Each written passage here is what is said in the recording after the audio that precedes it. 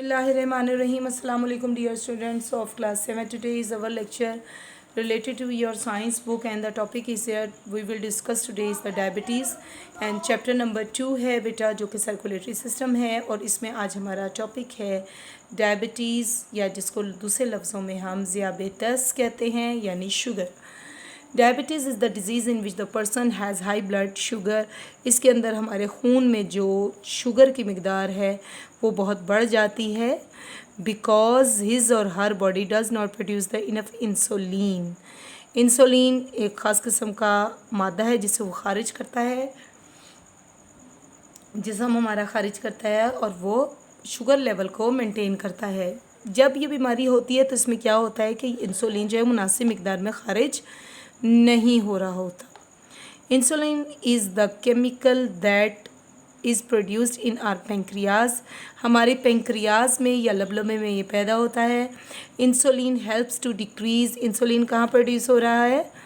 हमारे पेंक्रियाज में, लबलबे में, जहाँ पे पेंक्रियाटिक जूस भी बनता है। Insulin helps to decrease the blood sugar. Without insulin a person develops diabetes. ये डिक्रीज़ कर देती है। इसका काम क्या है, फंक्शन क्या है? ये इसका फंक्शन है इंसुलिन का कि ये शुगर लेवल को कंट्रोल करके हेल्प करता है डायबिटीज़ को कंट्रोल करने में। और इस केमिकल के बगैर हमारे जिस्म में डायबिटीज़ का मर्ज़ लाक हो सकता है।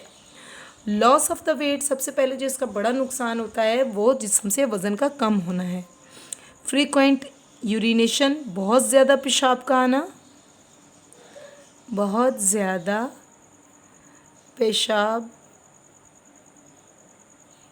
आना।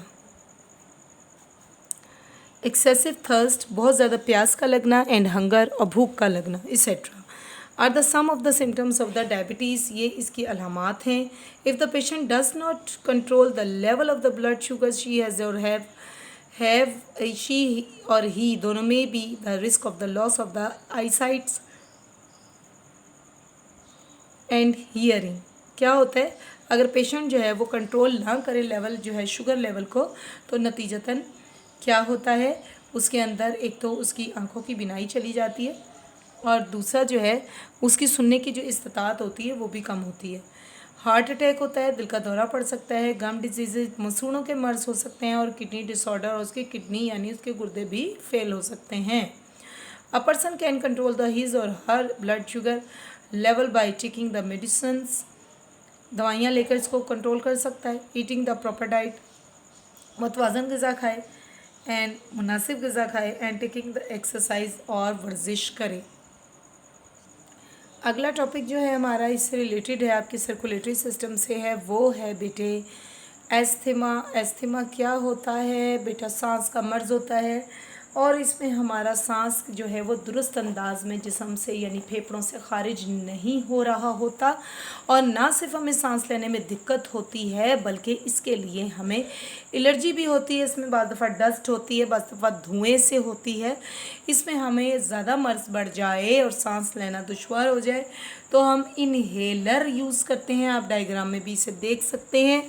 इन्हेलर जो है वो एक ऐसी दवा है जो कि मुंह के अंदर ये चीज़ ढक्कन हटा के मुंह में अंदर रखी जाती है और इधर से इसको पुश किया जाता है तो इसके अंदर जो मौजूद दवा है नाली के अंदर, इस दवाई की इस ट्यूब में जो नाली के अंदर जो भरी हुई है दवा वो उसके मुंह के अंदर फेफड़ों तक पहुंचती है मुंह के ज़रिए और इस तरह उनका जो एस्थमा या जो एलर्जी है या दमे का मर्ज़ है वो कम होता है। अब हम तफसीली इसके बारे में पढ़ेंगे।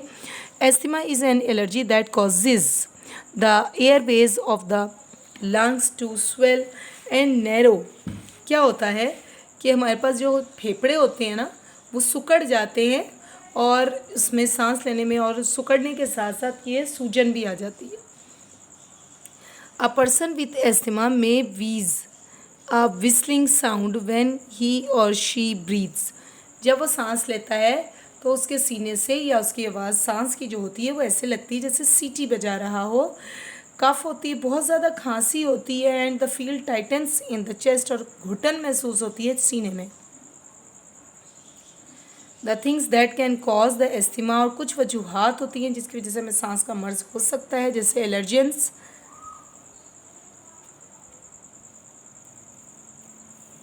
वो चीज़ें जिनसे हमें एस्थमा हो सकता है वो एलर्जेंस कहलाती हैं। इनमें डस्ट माइट्स होते हैं, pollen grains and the some foods may be cause asthma.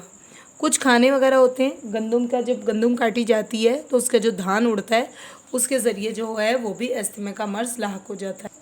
Ji students, symptoms of an asthma attack में be cough, shortness of breath, wheezing, extreme difficulty in breathing, chest pain, sweating and increased pulse rate।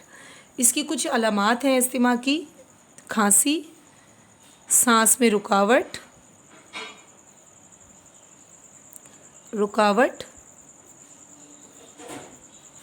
wheezing, सीटी बजना, सांस की ऐसे शां शां करके आवाज़ आती है,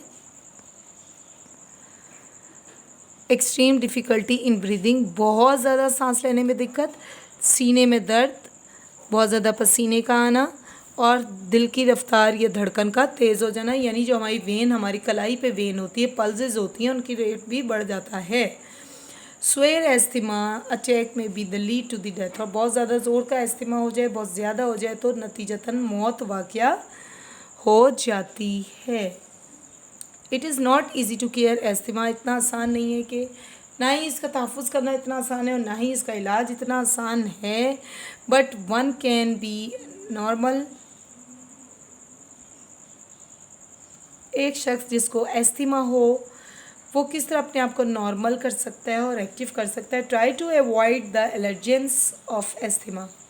जिस जिस चीज़ों से उसे एलर्जी है, सांस घुटता है, सीने में दर्द महसूस होता है, या उसको बलगम भी हो जाता है इसमें छाती पे, हमारे सीने में दम घुटता है, बहुत ज़्यादा खांसी आती है, तो ऐसे लोगों को अवॉइड करें कि वो एलर्जेंस के नज़दीक ना जाएं, जिनमें हमारी गंदम जब कटती है, सर्दी का मौसम आता है, बरसात होती है, तो ऐसे मरीज़ के लिए वक्त का गुजारना बहुत मुश्किल हो जाता है।